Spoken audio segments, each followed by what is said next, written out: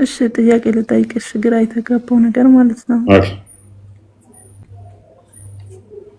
አሁን ኢየሱስ ጌታ ስትሉና እግዚአብሔር ስትሉ እንዴት ነው? ሁለት አምላክ አይሆንም? ኦኬ።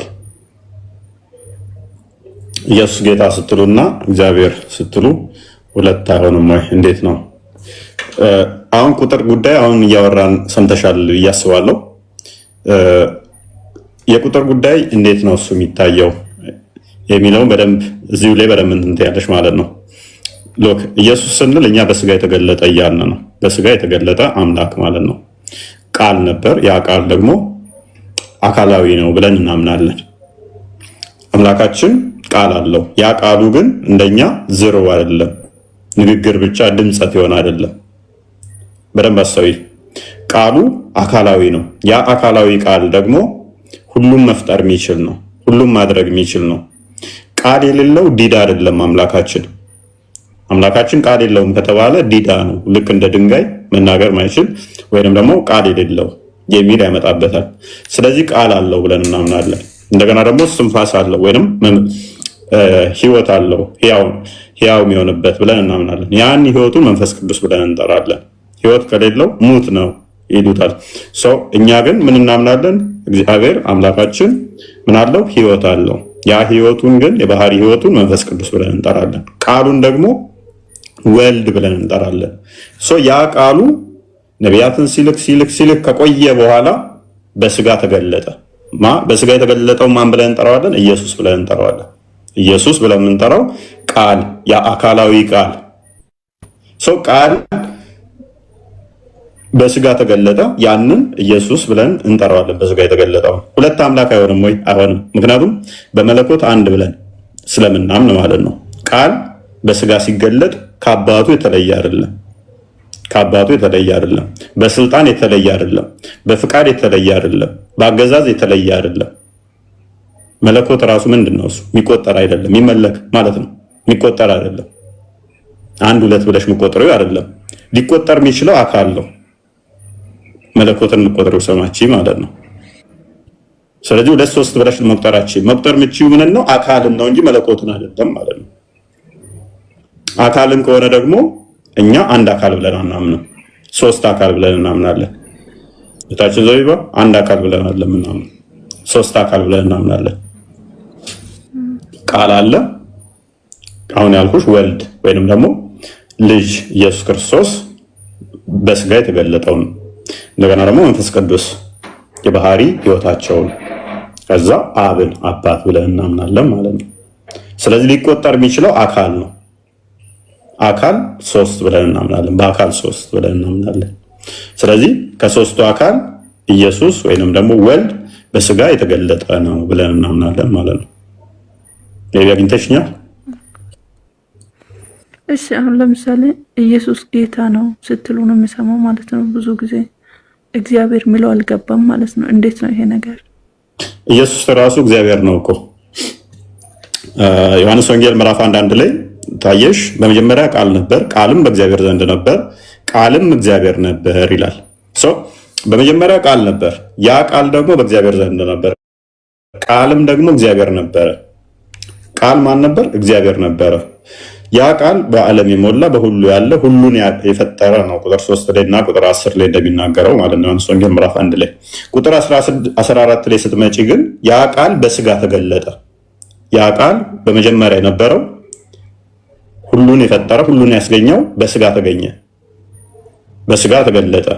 ያንን ጌታ ብለን እንጠራዋለን። ጌታ ስንል እግዚአብሔር አይደለም እያልን አይደለም። ጌታ ስንል እግዚአብሔር እያልን ነው ሲል እግዚአብሔር አይደለም እያልን ነው አይደለም። ገዢ ነው፣ አምላክ ነው። ኦኬ ኢየሱስ ጌታ ስንል አሁን ለምሳሌ ኢየሱስም እግዚአብሔርንም እየጠራን ነው ማለት ነው። ኢየሱስንም እግዚአብሔር ነው። ማንን ስንጠራ ኢየሱስ ጌታ ነው ስንል ነው። አሁን በአካል ስንጠራ ሶስት አካል አሉ ብለን እናምናለን። ስለዚህ ኢየሱስን እንጠራለን።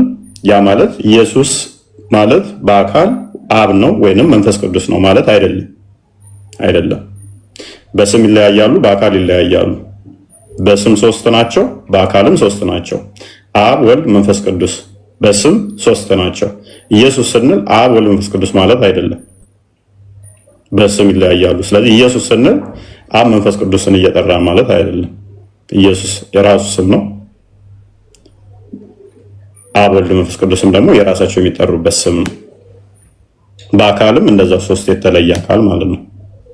አንዱ አካልን አይደለም። ነገር ግን የተነጣጠሉ የተለያዩ ልክ እንደዚህ ስልሽ ደግሞ እኔ ያለው አንቺ ያለሽ ሳሚ ያለ እንደዚህ ሶስት የተነጣጠለ ማለት አይደለም።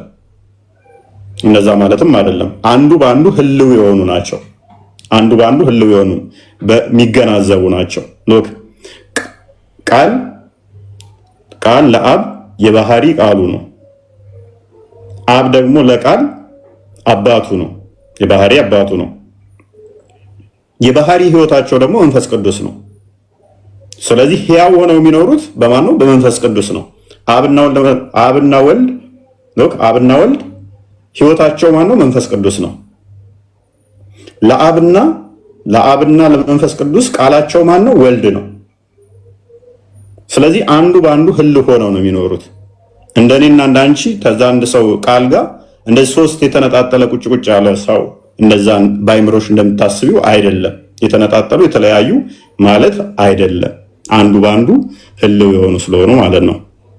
እኔም በአብ እንዳለው አብም በእኔ እንዳለ ይላል ክርስቶስ። ስለዚህ አንዳቸው በአንዳቸው ህልው የሆኑ ናቸው እንጂ የተነጣጠሉ አይደሉም። ስለዚህ አካልንኛ እነኚህ ሶስት ነው በርክቱ ሕያው የሚሆንበትን የባህሪ ህይወት መንፈስ ቅዱስን እስትንፋሰ እግዚአብሔር ብለን እንጠራለን ማለት ነው። እግዚአብሔር እስትንፋስ አለው። እስትንፋስ ስንል እንደምንለው እንዳታስቢ፣ ወይንም ደግሞ ህይወት ስንል እንደኛ የተሰጠን እንደዛ እንዳታስቢ። ግን እግዚአብሔር ሕያው ነው። ሕያው የሆነበትን ያንን ሕያውነቱን አንድ አካል ብለን እንጠራለን። እንደኔና እንዳንቺ ስላልሆነ ማለት ነው። ቃል አለው። ያ ቃሉ እንደኔ ድምፀት አይደለም፣ አፋችንን በማንቀሳቀስ የሚመጣ አይደለም። ያንን ምን ብለን እንጠራለን? ወልድ ወይንም ደግሞ ሁለተኛ አካል ብለን እንጠራለን።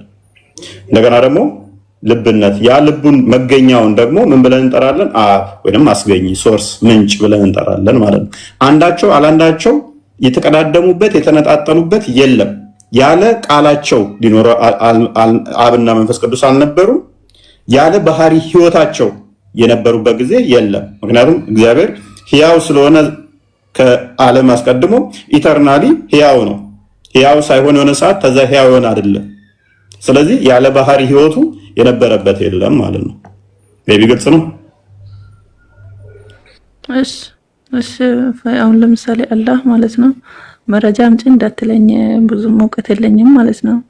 አሁን ለምሳሌ እኔ ዘቢባ ነኝ አይደል? አንድ ሰው ነኝ። እሺ የዘቢባ እጅ፣ የዘቢባ እግር፣ የዘቢባ አይን አይባልም። በቃ አንድ ዘቢባ ነች የሚባለው ማለት ነው። አላህ ጋርም ስትመጣ አለ አሁን የጠራቸው አካላቶች አሉ፣ ግን አንድ አላህ ነው።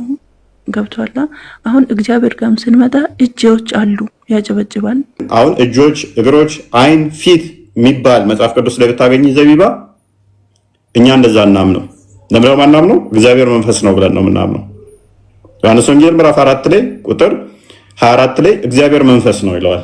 ስለዚህ ሉቃስ ወንጌል ምዕራፍ 24 ላይ ቁጥር 39 ላይ እጅ፣ እግር እንደዚህ እንትኖች የሉትም ብሎ ይዘጋዋል። ክርስቶስ የሉትም ብሎናል። ስለዚህ እንደዚህ የምታመጫቸው ኤግዛምፕሎች በሙሉ እግዚአብሔር እንደዚህ አይኖቹ፣ ጆሮቹ፣ እጆቹ ምናምን የሚሉ ብታገኝ ደራሲያን ሲጻፍ መጽሐፍ ቅዱስን ሰዎች እንዲገባቸው ስለሆነ ምሳሌያዊ የተገለጠ ነው፣ ሜታፎሪክ ነው። እንግዲህ እጆች አሉ ይባላል። እጆች አሉ፣ በእጆቹ ያጨበጭባል ይላል መጽሐፍ ቅዱስ ላይ። የቱ ጋር ምሳሌ ነው? ነገርኩሽ እኮ ምሳሌያዊ ናቸው አሉ አልኩሽ እኮ። አይን፣ እግር፣ እጅ ተብለው የተጠቀሱ አሉ። አልተጠቀሰም ማለት ነው። ያ ማለት ምሳሌያዊ ነው። ምሳሌያዊ ነው። ለምሳሌ ዙፋን የለውም። እግዚአብሔር መቀመጫ ዙፋን የለውም። መንፈስ ከሆነ እንዴት ነው? እሺ ምሳሌ ነው። እሱም ምሳሌ ነው። ዙፋኑ ለምሳሌ ቅድስናው ነው፣ ልዕልና ነው። ሰማይ ዙፋኔ ነው ይላል። ለምሳሌ ከፍታውን ለማሳየት ነው። ምድር እግሬ መረገጫ ነች ይላል። በቁጥጥሩ ስር በግዛቱ ስር መሆኗን ለማሳየት እንጂ ሰማይ ላይ ቁጭ ብሎ ከዛ ምድርን እንደዚህ ረግጧት ያለ አካል ማለት አይደለም። ምሳሌያዊ ናቸው እነኝ እንዳለ